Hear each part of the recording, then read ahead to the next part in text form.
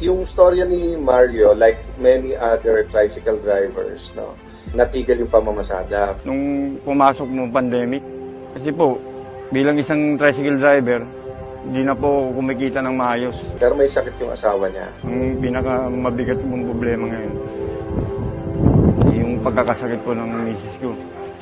Nahihirapan po talaga ako. Hindi na po siya tuloy-tuloy na nakakainom ng gamot dahil napakahirap po ng biyahe. As in literally buhat-buhat niya asawa niya from hospital to hospital.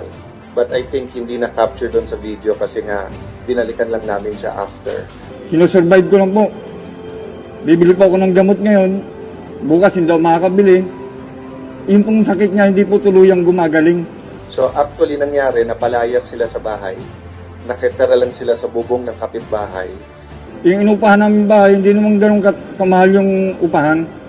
Pinalayas po kami. Mabuti po, may magandang loob, kapitbahay namin. Pinatira po kami sa rooftop.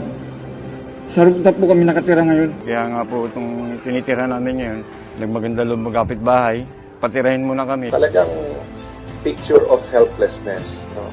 And of course, we do know that it was the pandemic, puno din yung ibang ospital. Hindi ako nagkakamali, wala pang bakuna noon. No?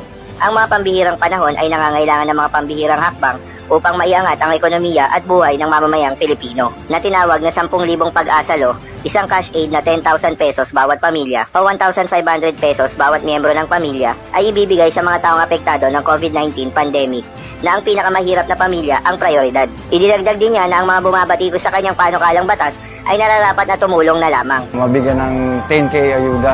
Napakalaking tulong po para sa makapag-umpisa sa maliit na pangkabuhayan ng aking pamilya po at sa pagpapagamot po ng aking asawa. But the point is, as we go on, we don't want this to happen to any Filipino. Hindi pwedeng walang matatakbuhan ang Filipino, whether it's a health center, whether it's a private or public clinic. No? And ang nagbibigay ng lakas na loob sa kanila will be their membership sa PhilHealth.